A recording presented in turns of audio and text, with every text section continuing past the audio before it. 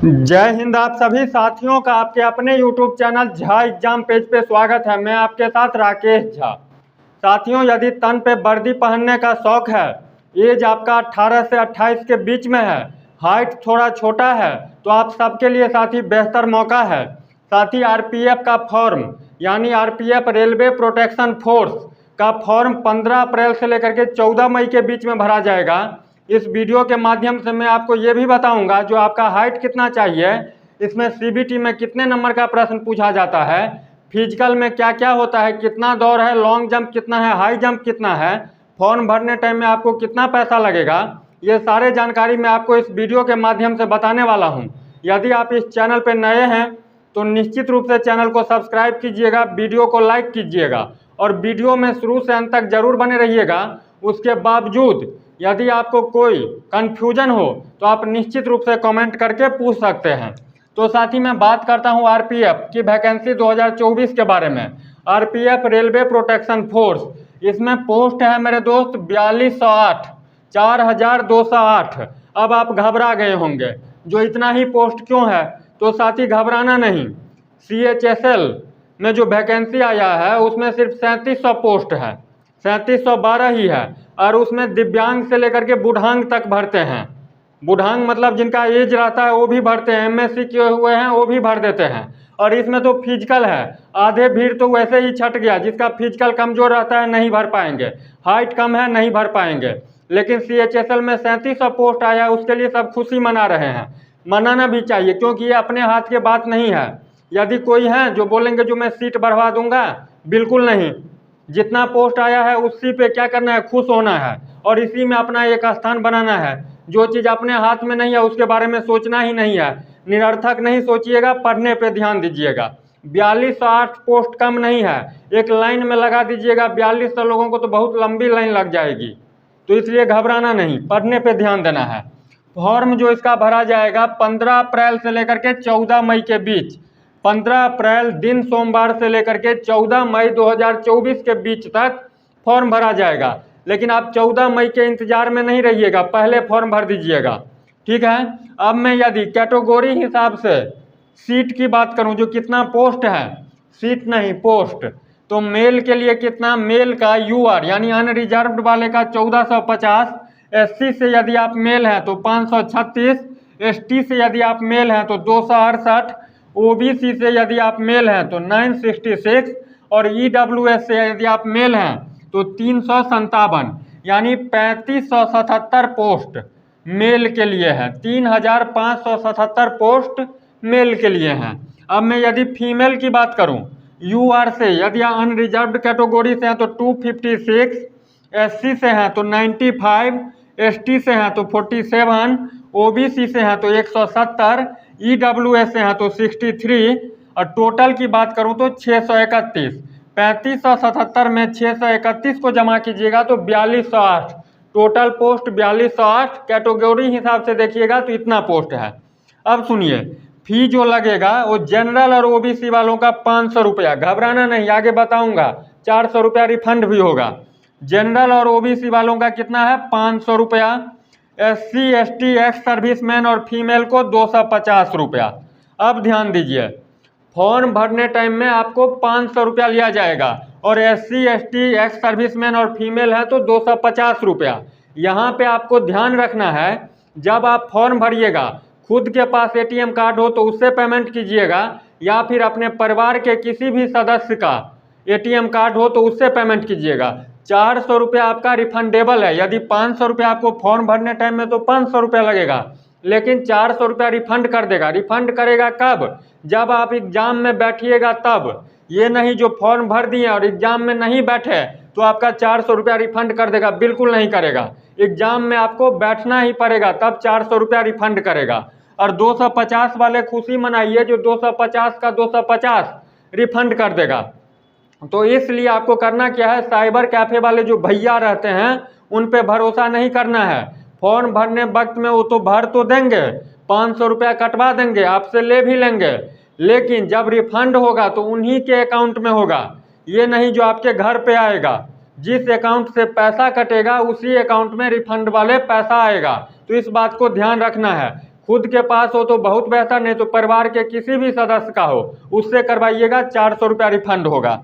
अब एज की बात करूं तो वैसे तो एज 18 से 25 था, लेकिन कोरोना के कारण सबको 3 वर्षों का अतिरिक्त छूट मिल गया। एससी वालों का जो एससी और एसटी वालों का 5 साल का छूट, ओबीसी को 3 साल का छूट मिलता ही था, और 3 साल और छूट जोड़ लीजिए, यानी आप जनरल कैटेगरी से हैं तो 18 से 28 साल और उसमें 3 साल और जोड़ लीजिए तो ये हो जाएगा ओबीसी वालों का, और एससी और एसटी वाले 5 साल और जोड़ लीजिए तो एज का भी दिक्कत नहीं है। और सबसे खास बात यह है कि इसमें इंग्लिश नहीं, अभी बता रहा हूँ। अब सुनिए, इसका जो है क्या क्या होगा, तो पहले सीबीटी होगा यानी कंप्यूटर बेस्ड टेस्ट, उसके बाद होगा फिजिकल, उसके बाद होगा डीवी। लेकिन इसका फिजिकल खतरनाक होता है। फिजिकल क्या होता है? खतरनाक। दिल्ली पुलिस में भी ऐसा फिजिकल नहीं होता है, यूपी पुलिस में भी नहीं होता है, एसएससी जीडी में भी नहीं होता है। क्यों होता है बताऊंगा। लॉन्ग जंप हाई जंप भी है, तो फिजिकल पे मेन फोकस करना है। डीवी मेडिकल, उसके बाद मेडिकल। अब सुनिए, यदि आप चैनल पे नए हैं तो निश्चित रूप से चैनल को करकरा करके सब्सक्राइब कीजिए, क्योंकि इसलिए बोलता हूँ जो सटीक जानकारी आप तक पहुँचाना ही मेरा उद्देश्य है। अब सब बोलेंगे जो मेरा कोर्स आ गया, मेरा कोर्स आ गया, ये ले लो आरपीएफ में हो जाएगा, ये हो जाएगा, वो हो जाएगा। लाल किताब पढ़ लो, नीली किताब पढ़ लो, कृपा तुम्हारा यहाँ पे अटका हुआ है। लाल चटनी के साथ समोसे खाओ तो तुम्हारा एग्जाम निकल जाएगा। साथी बिल्कुल नहीं करना है। 4208 पोस्ट ही है, एकदम देहाती अंदाज में पढ़ना है, बुक लेकर के पढ़ना है, तभी आपका सिलेक्शन होगा। इसमें मैथ भी है, रीजनिंग भी है। अब सुनिए, फिजिकल में जो आपको बुलाएगा 4208 के 10 गुने बच्चे को बुलाएगा। कितना? 10 गुने, तो ये हो जाता है 42080, यानी 42,080 बच्चे को फिजिकल में बुलाया जाएगा। अब आपके कंसेप्ट से 4200 वाले निकाल देना है, जो 4200 ही पोस्ट है। 42,000 पोस्ट है। क्यों मैं ऐसा बोल रहा हूँ? तो पोस्ट है 4208 ही, फिजिकल में 10 गुने बच्चे को बुलाएगा, तो 42,080 बच्चे को फिजिकल के लिए बुलाएगा। अब सुनिए, इसका एग्जाम पैटर्न की बात करूं, एग्जाम पैटर्न तो मैथ के 35 क्वेश्चन, रीजनिंग के 35 क्वेश्चन, जीके जीएस मिला करके 50 question, number of question 120, 120 question, 120 marks का, 120 नंबर का। टाइम मिलेगा 90 मिनट यानी 1.5 घंटे। 1/3 निगेटिव ऑनलाइन पेपर। समझ में आ गया रेलवे का? ये रेलवे आरपीएफ के बारे में बता रहा हूँ। रेलवे आरपीएफ के जो सीबीटी एग्जाम होते हैं उसमें जो आपसे पूछा जाएगा, मैथ के 35 क्वेश्चन, रीजनिंग के 35 क्वेश्चन, जीके और जीएस मिला करके 50 question, number of question 120, time मिलेगा आपको 90 मिनट, 1/3 निगेटिव और 120 नंबर का, 120 क्वेश्चन, 120 नंबर का। ये आरपीएफ का एग्जाम पैटर्न के बारे में बताया हूँ। अब सुनिए, फिजिकल के लिए मैं बात करता हूँ मेरे भाई बहन। फिजिकल के लिए तो मेल यदि आप हैं तो 165 सेंटीमीटर यदि आपके पास हाइट है तो आप निश्चित रूप से इसको क्या करना है? भरना ही है, 165 सेंटीमीटर। फीमेल से यदि आप हैं तो 157 सेंटीमीटर। चेस्ट की बात करूं तो बिना फुलाए 80, फुला करके 85 सेंटीमीटर। यदि मान लीजिए आपका चेस्ट 82 है और आपके मन में चलता होगा जो क्या हमको 3 ही सेंटीमीटर फुलाना पड़ेगा, तो बिल्कुल नहीं। 82 है तो 5 सेंटीमीटर आपको किसी भी हाल में फुलाना ही है, तो फुला करके हो जाएगा 87। समझ में आ गया बात? यदि 81 आपका चेस्ट है, आपको लगता होगा जो 4 सेंटीमीटर ही फुलाना है, तो ऐसा नहीं है, आपको 5 सेंटीमीटर कम से कम फुलाना ही पड़ेगा। 81 में 5 को जमा कीजिए तो 86 हो जाएगा। ठीक है। अब मेल के रनिंग के लिए मैं बात करता हूँ तो 1600 मीटर 5 मिनट 45 सेकंड में। फीमेल की बात करूं तो 800 मीटर 3 मिनट 40 सेकंड में। ठीक। अब मेल की ये हाई जंप की बात करूं, मेल इसमें हाई जंप और लॉन्ग जंप भी है। मेल यदि आप हैं, हाई जंप आपका 4 फीट होगा, लॉन्ग जंप 14 फीट। जी हाँ, 14 फीट। 14 फीट बहुत ज़्यादा हो जाता है, इसके लिए प्रैक्टिस भी करना पड़ेगा, वैसे नहीं होगा। हवाई में बात नहीं कीजिएगा, कभी नहीं होगा। मेल का ये हाई जंप है 4 फीट, लॉन्ग जंप कितना है? 14 फीट। फीमेल का हाई जंप है 3 फीट और लॉन्ग जंप है 9 फीट।